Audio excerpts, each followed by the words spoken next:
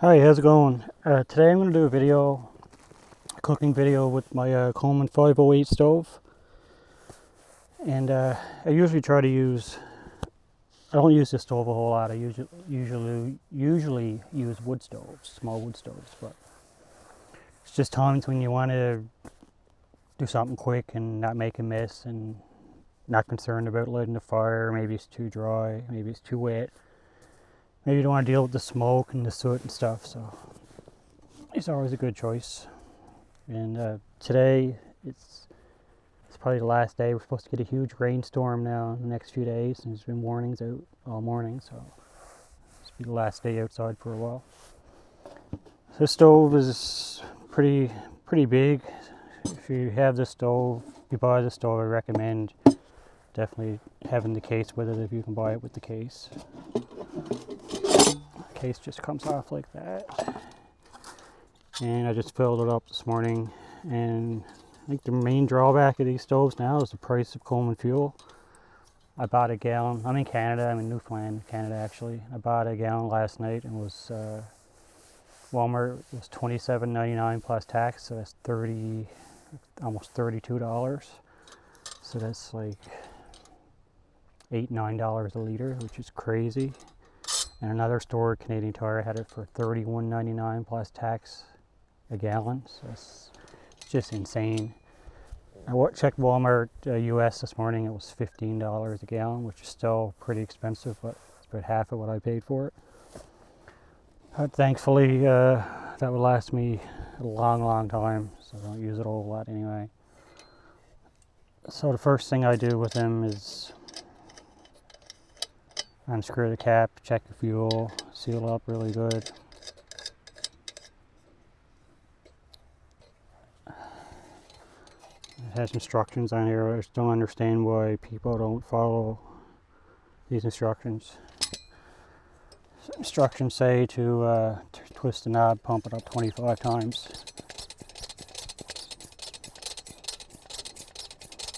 We'll try to burn different types of fuel in these. They're made for Coleman fuel, and that's it.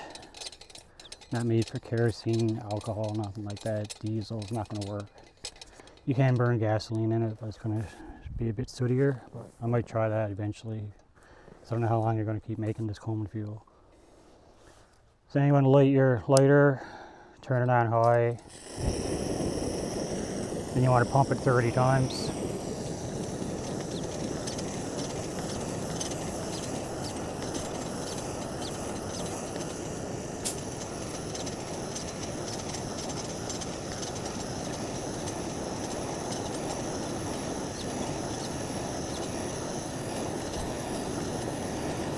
So 30 pumps, close the thing again. It's burning really well. Today I'm going to cook some beef and some teriyaki noodles, Knorr.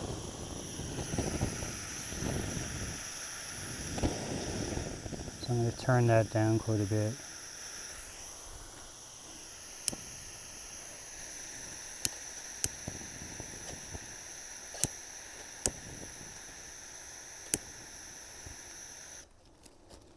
And something going on here. I've had trouble. Last time I used it it's not staying lit for some reason. Maybe I got a bad gasket on the fill cap or the pump.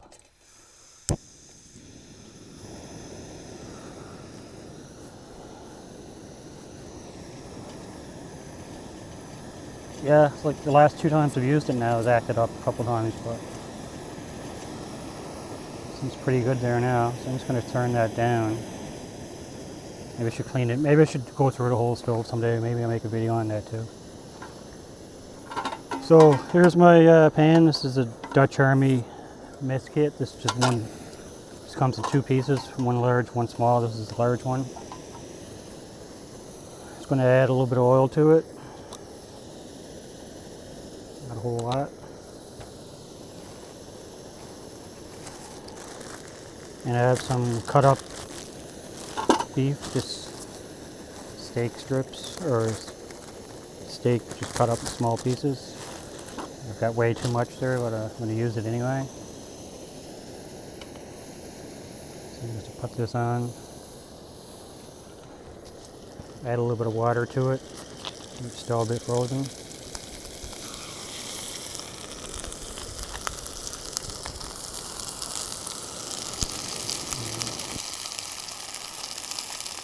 Turn it down a bit.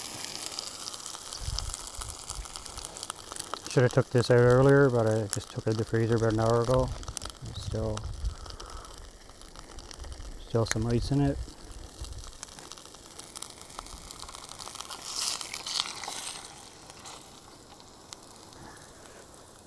So I'm going to let that cook, and I'm going to pause the video, and I'm going to come back when that's pretty much cooked. So we'll see you shortly. Okay, I'm back. It's been a few minutes, and beef has been cooking there, and most of the water I put in, and liquid from the beef is draining off pretty good. So it's just like this here now. It already smells pretty good.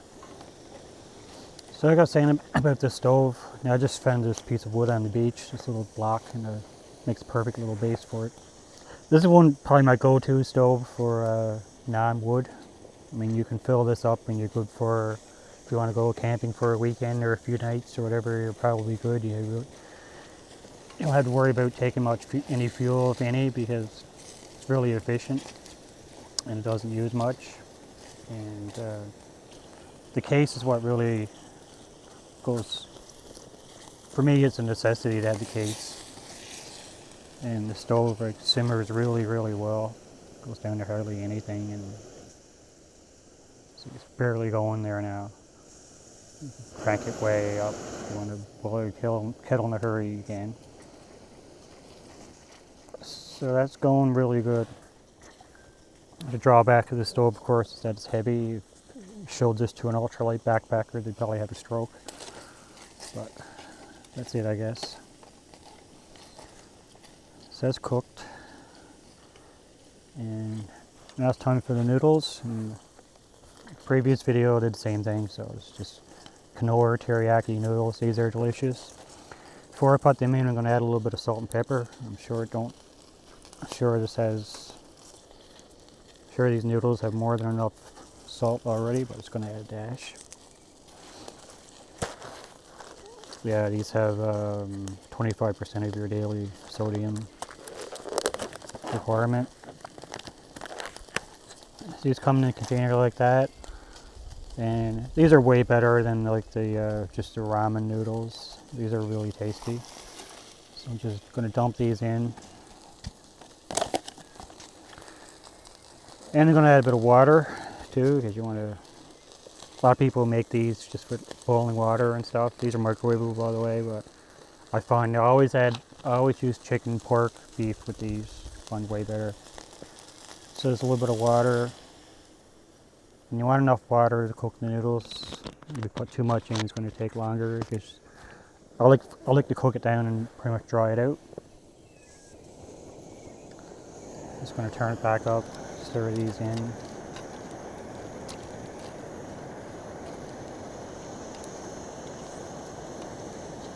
And make sure all the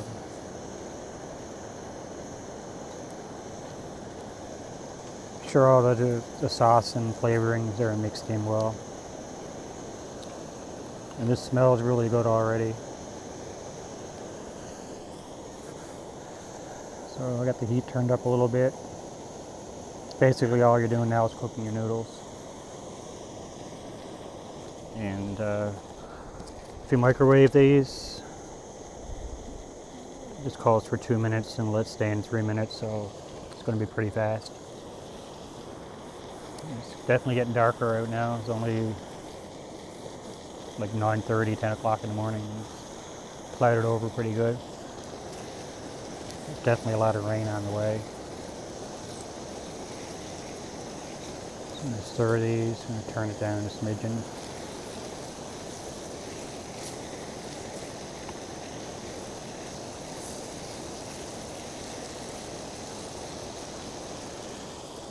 I'm going to add a little bit more water to it, so you can probably put enough in.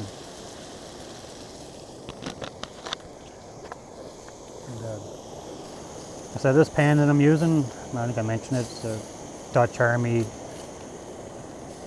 one half of a Dutch Army mess kit. It just has two identical pans, only one is bigger. They nest inside of each other, and this is the larger one. These are really great for stuff like this because you have quite a big edge on it. It's probably like an inch thick, so you haven't got to worry about making too much of a mess. And of course, it's not non-stick or anything. It's stainless steel, but it cleans up pretty easy.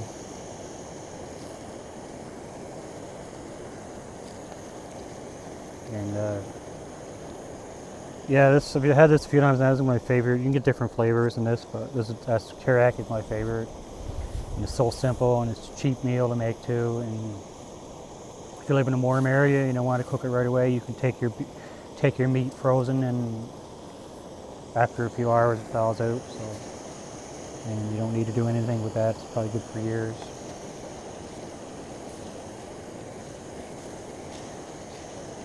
So yeah, just a matter of softening up your noodles.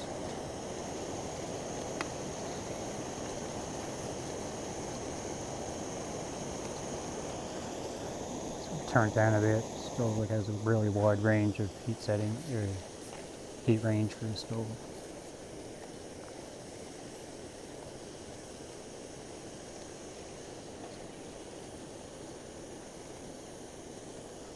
Yeah, a lot of people just take these kind of things, like any kind of ramen packages, and just cook it like it says. Just add water and microwave it or whatever, and just eat it like kind of like a soup. And I was never a fan of that. But the thing about it, they have really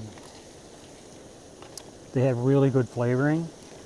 And I find if you add beef or chicken, turkey, pork, whatever, it just makes it so much better.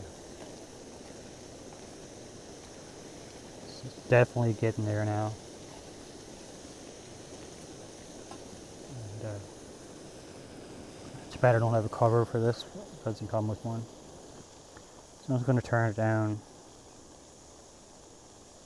It's almost ready now.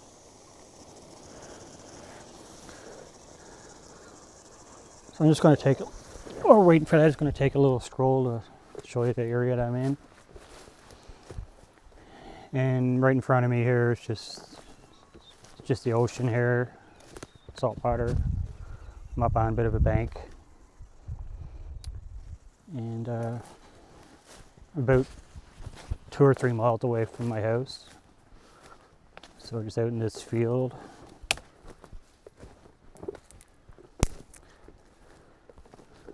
It's a nice little grassy field here. It's my ATV that I came in on. And some pretty shelter here, a few big juniper trees. And years ago people did live out here. So I think this was probably a vegetable garden here at some point.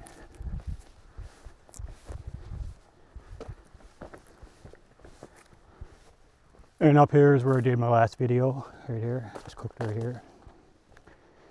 Some small trees coming up, they're getting eaten by moose. There's a pretty big moose population in this area.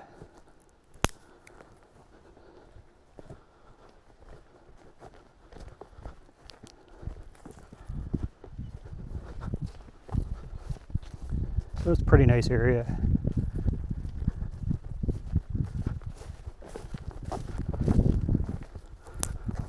Someday I'd like to have a cabin around here somewhere. It'd be nice.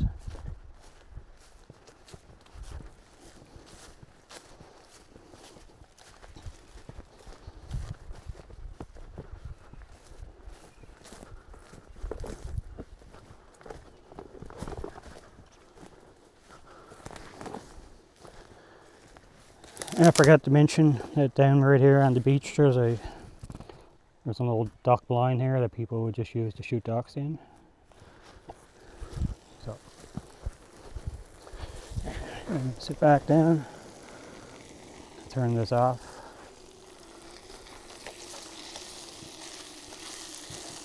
So that is fully cooked now. I probably burnt the bottom a bit, but that's fine, no big deal. So that's what it looks like when it's done. It's a super simple meal, very tasty. And anyway, I'm just going to sit back and enjoy that before the storm comes.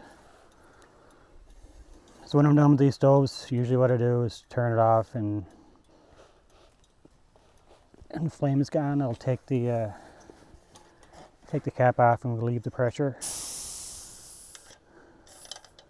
let it cool down, put it back in the storage case, and go on my merry way. Anyway, that's it for the video today. Thanks for watching. I'll see you next time.